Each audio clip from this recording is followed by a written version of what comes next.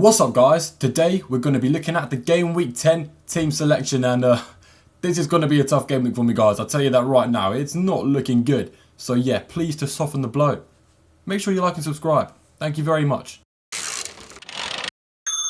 So, looking at the transfer I made guys, I was kind of like talking about selling Watkins, Rodgers or Gabriel in the last, the Game Week plans video. But I've kind of come to the conclusion now, Watkins can score in any game whatsoever. So the debate really has come down to whether I sell Morgan Rodgers for Brennan Johnson or whether I sell Gabriel for Trent. Now guys, keep in mind, I'm using wildcard game week 12, so I only need a player for the next 2 game weeks. And I had to consider like, who's going to be worse out of Rodgers and Gabriel over the next 2 game weeks, and who's going to be better out of Trent and Johnson over the next 2 game weeks. And to be honest, between Trent and Johnson, I couldn't tell who was actually going to get more points over the next couple game weeks. But looking at Gabriel and Rodgers, I have more faith in Rodgers than I do Gabriel. So with that being said guys, I'm going to be selling Gabriel to get Trent because, as of recording this guys, I still don't know if Gabriel's going to start or not. Arteta just lies all the time, so we don't really know what's going to happen. And yeah, I've got 3.7 million in the bank, so I may as well spend some of it. Bringing Trent in, he's got 2 home games. Liverpool's defensive record is really good. And Trent has the 4th most expected assist in the game. He's been unlucky to only get 1 assist so far. So yeah, decent hopes for Trent. Not insanely high. I'm hoping for 2 returns in the next 2 game weeks. Not too much to ask for. I'm hoping it can happen. So yeah, that's the change I made. Let's get into the team now, guys. We are going to start with the goalkeeper and the defence. Now, looking at the goalkeeper, we have Flecken in goal, guys.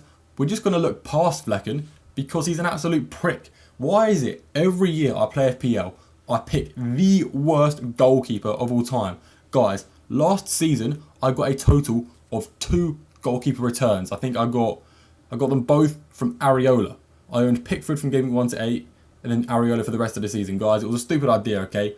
Never take my advice on picking goalkeepers. In fact, do the exact opposite of what I say. So yeah, we've got Flecken in goal.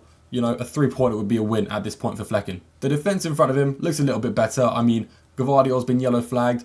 I don't think there's going to be a problem with him. At least I hope there's not going to be a problem with him. I mean, he didn't come off as a sub in the midweek game. He got subbed on in the second half and he played all the way through. So can his injury really be that bad?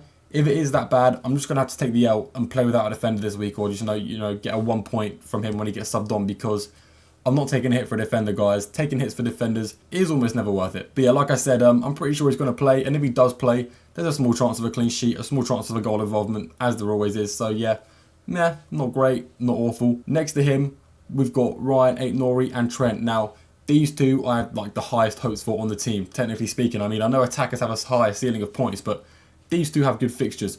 Brighton, playing away from home, they don't always do too great. And of course, they're against one of the best defences in the league. So yeah, hoping Trent can pick me up a clean sheet. If not, maybe get an assist, from a corner, from a free kick. I'm not picky, as long as I get the points. And Ryan Aït-Nouri, playing home to Crystal Palace. Guys, Ryan Aït-Nouri is an absolute gem. 5 goal involvements in 9 games for a 4.6 million defender. It's just crazy. And this fixture has a lot of clean sheet potential, especially now Eze is a risk and may not play. Now in midfield, we're seeing not a lot of great fixtures. I mean, we've got Mbeumo away to Fulham. Fulham are quite good this season.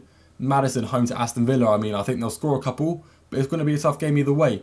Bruno home to Chelsea. I mean, Man United did just score 5 against Leicester and he scored 2. But that was against Leicester. So, will their new manager boost carry on to the Chelsea game? We don't know. Then, of course, we've got Morgan Rodgers versus Tottenham, which isn't good. It's an away game. But looking at all these players, they're all crucial for their teams. Like Mbeumo is Brentford's main man. Bruno is Man United's main man. Talking about Maddison and Rodgers, I know they're not their, the main players for their team, but they're key players. And I do believe that Aston Villa versus Tottenham game is going to be high scoring because Tottenham attack really well at home this season, like really well. They score lots of goals. And Aston Villa, they're going to go into this game hoping to win because they're pushing for top 4. Winning games away to Tottenham is what you need to do if you want to get top 4. So I do think it could be like, a 2 or maybe a 3-2 game. Or well, at least that's what I'm hoping for, coming from a guy who owns an attacker from both teams. And as far as Bruno and Mbeumo, both on penalties, Bruno's got corners, Bruno's got free kicks, he's got it all. So I don't think their ceiling's that high this game week, but you can't rule out a goal involvement from either of these 2 players, even though their fixtures are both quite tough. Watkins is kind of in the same conversation as Rodgers. Aston Villa in their next 2 game weeks play away to Tottenham and away to Liverpool. Those are 2 games I am going to be owning Ollie Watkins for. Now, typically you wouldn't want to own a player through those games, but with Aston Villa being one of the best teams in the Prem, going into every game hoping to at least get a draw or a win, and they're going to want to score goals in those games, Ollie Watkins is the guy who's most likely to score in those games. So is any fixture for Ollie Watkins really a bad fixture, or is it just, slightly less good? You know what I'm saying? Watkins, if you see an Aston Villa goal notification, guys, Watkins, you're expecting his name to pop up, especially against these big teams. So yeah, while the game's not easy, it's really not the end of the world, okay? He's the player that's going to turn up if Aston Villa want to come away from this game with 3 points. Also, side note, I still really want to know who's on Aston Villa's penalties, but I've got absolutely no clue because they haven't got one yet. Although, I'd be willing to bet it's Watkins. Next up, guys, you know him. He is my favourite player in my entire team, Chris Wood, an absolute hero. I've owned him since game week 1. I was 200 IQ. I knew you should pick him over Muniz, but not a lot of people listened. But, the few who did, you guys were really smart, You're on the same wavelength as me. But it doesn't matter if you didn't own him in game week 1 because you're probably owning now. I think he's got, 7 goals in 9 games for 6 million or 6.4 million now. That is still really, really good value. And he's still got a couple of good games left in him. I mean, home to West Ham is by far from a hard game. In fact, I would say it's the easiest fixture anyone has on my team. So yeah, I really should be having Chris Wood as my captain, to be honest. It's tempting, but, he's yellow flagged as well, guys. He's yellow flagged, but I'm pretty sure he said in the post-match press conference he was fine. So he probably should be fine. I've seen a lot of people on FPL Twitter say he's fine, which, in most cases means he's fine. He's not definitely fine, and I think that's the reason I'm staying away from him as my captain. I mean, if I'm being honest with myself, I'd be way too scared to captain him anyway because the Haaland effective ownership is going to be really high. Talking about Haaland, who is my captain, guys, playing away to Bournemouth is not the easiest game, but Man City can tear any team apart, and if you looked at last game week, Haaland did get 2.3 expected goals. Triple captainers were insanely unlucky to only get 6 points from that game. On a different day, he would bag 3 or 4 goals from 2.3 expected goals. So yeah, playing anyone else as my captain, except Haaland, doesn't seem right. If I had Salah, then I would captain Salah. Don't get me wrong, I would. But for me, Haaland is the right one. If you guys did want to go differential on your captain, I am a fan of Chris Wood, as you know. Salah won't be too differential. Maybe Trent, I guess. I haven't really thought about it, but let's be honest, not that reliable.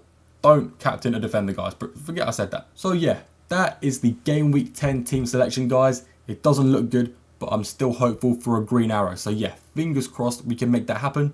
Let me know what you think of the transfer I made. Was it a good move, guys? Let me know in the comments. Anyway, if you did make it this far, you are always greatly appreciated, and I will see you in the next video.